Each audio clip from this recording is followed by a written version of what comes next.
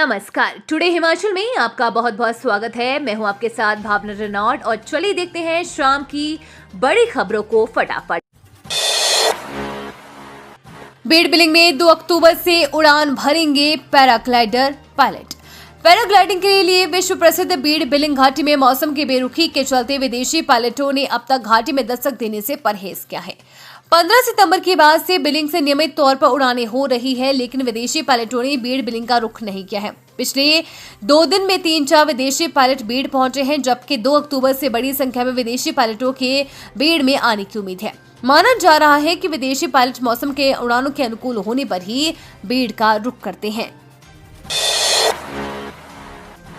UP की तर्ज पर हिमाचल में भी हर भोजनालय, फास्ट फूड कॉर्नर और रेहड़ी पर लगेगी मालिक की आईडी। हिमाचल में भी यूपी की तर्ज पर हर भोजनालय और फास्ट फूड कॉर्नर रेहड़ी पर मालिक की आईडी लगाई जाएगी, ताकि लोगों को किसी भी तरीके की परेशानी न हो। इसके लिए शहरी विकास एवं नगर निगम की बैठक में निर्देश जारी कर दिए गए हैं। शहरी विकास मंत्री विक्रमादित्य सिंह ने फेसबुक पर पोस्ट डालकर ये जानकारी दी।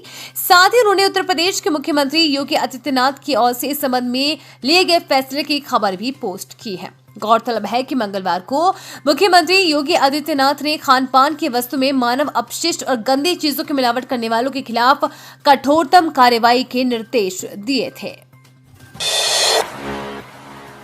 हिमाचल में 11,000 विद्यार्थियों की छात्रवृत्ति जारी करने पर रोक जाने वजह किसानों में प्री और पोस्ट मैट्रिक अनुसूचित जाति छात्रवृत्ति योजना के तहत 2022-23 और 2023-24 की राशि रोकी गई है। बैंक खाते के आधार नंबर नहीं जोड़ने पर 11,024 विद्यार्थियों को छात्रवृत्ति जारी करने पर रोक लगा दी गई है।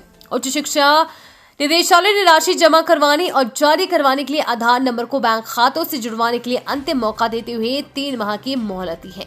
विद्यार्थियों को जागरूक करने के लिए प्रदेशों के सभी सरकारी और निजी स्कूल, कॉलेज प्रिंसिपलों और विश्वविद्यालयों के कुलपतियों को पत्र भेजे गए हैं। उच्च शिक्षा निदेशक डॉक्टर अमरजीत कुमार शर्मा ने बताया कि सामाजिक न्याय एवं अधिकारिता मंत्रालय ने स्पष्ट निर्देश दिए हैं कि जिन बैंक खातों को आधार से नहीं जोड़ा गया है, ऐसे खातों में राशि ना जोड़ी जाए, यानी कि छात्रवृत्ति राशि ना जोड़ी जाए। हिमाचल कंगना रनौत बोली, कृषि कानूनों पर मेरे विचार निजी, पार्टी के रुख का प्रतिनिधित्व नहीं।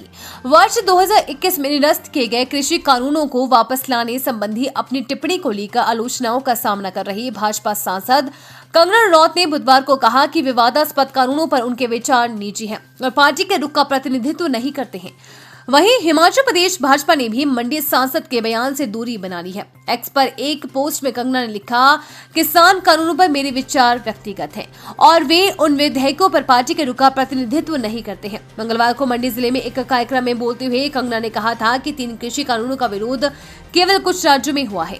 उन्होंने कहा था, किसान भारत की प्रगति में ताकत का स्तंभ है। केवल कुछ राज्यों में उन्होंने कृषि कानूनों पर आपत्ति जताई थी। मैं हाथ जोड़कर अपील करती हूं कि किसानों के हित में कृषि कानूनों को वापस लाया जाना चाहिए।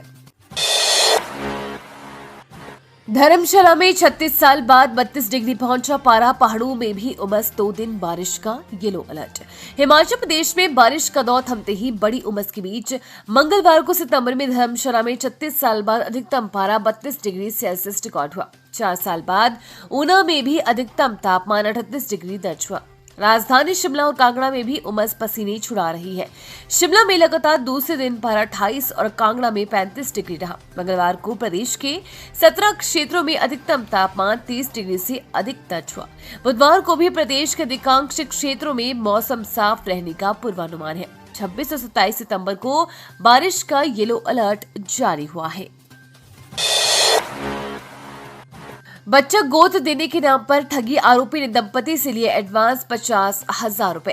कांगड़ा जिले के धर्मशाला में दंपति के साथ बच्चा गोद दिलाने के नाम पर ठगी का मामला सामने आया है। शिकायतकर्ता ने पुलिस में शिकायत दर्ज करवाई है कि जिला कांगड़ा के ही एक व्यक्ति ने उनसे हजारों रुपए ले लिए, लेकिन इस दंपति को ना तो बच्चा गोद दिलाया और ना ही पैसे वापस किए, जिसके बाद पीड़िता ने मामले की शिकायत एएसपी को दी। पुलिस ने मामला दर्ज कर जांच शुरू कर दी है। धर्मशाला के दंपति ने आरोप लगाया है कि आरोपी ने उन्हें बच्चा गोद देने के नाम पर 50,000 रुपए एडवांस में दिए थे। एम्स बिलासपुर में अक्टूबर के पहले सप्ताह शुरू हो सकती है किडनी ट्रांसप्लांट सुविधा। अखिल भारतीय आयुर्विज्ञान संस्थान बिलासपुर में किडनी ट्रांसप्लांट शुरू करने की तैयारी पूरी हो चुकी है। अक्टूबर के पहले सप्ताह में राज्य के लोगों को सुविधा मिलने की संभावना है। केंद्रीय स्वास्थ्य मंत्री जगत प्रकाश नड्डा हिमाचल प्रदेश दौरे के दौरान 3 अक्टूबर को एम्स में कई बड़ी सौगातें देंगे। इस संस्थान में कई नई सुविधाओं का शिलान्यास और लोकार्पण करेंगे। 95 दिन में लेह दिल्ली बस ने कमाए 1.25 करोड़। पहली बार 15 सितंबर के बाद भी बस सेवा जारी। कमजोर वित्तीय स्थिति से जूझ रहे एचआरटीसी के लिए लेह दिल्ली बस रूट संजीवनी साबित हुआ है। महज 95 दिनों में 1.25 करोड़ रुपए की रिकॉर्ड कमाई कर ये रूट निगम का सबसे अधिक कमाई वाला रूट बन गया है। एचआरटीसी के केलांग डिपो ने 15 जून से इस रूट पर बस का संचालन शुरू किया था। इस साल पहली बार 15 सितंबर के बाद भी बस का संचालन जारी है। हालांकि बस अगले कितने दिनों तक चलेगी ये मौसम पर निर्भर करेगा। 15 सितंबर को मौसम खराब होने के बाद भी एक दिन के लिए बस संचालन रोक दिया था, लेकिन बीआरओ ने क्लियरेंस मिलने के बाद 21 सितंबर के बाद पुनः इस रूट पर बस सेवा बहाल कर दी गई है। सैलानियों की संख्या घटने के कारण इन दिनों बस में यात्रियों की संख्या घट गई है। बस अगले कितने दिनों तक चलाई जाएगी, इसके लिए निगम प्रबंधन बस के संचालन की व्यवहार्यता का आकलन कर रहा है।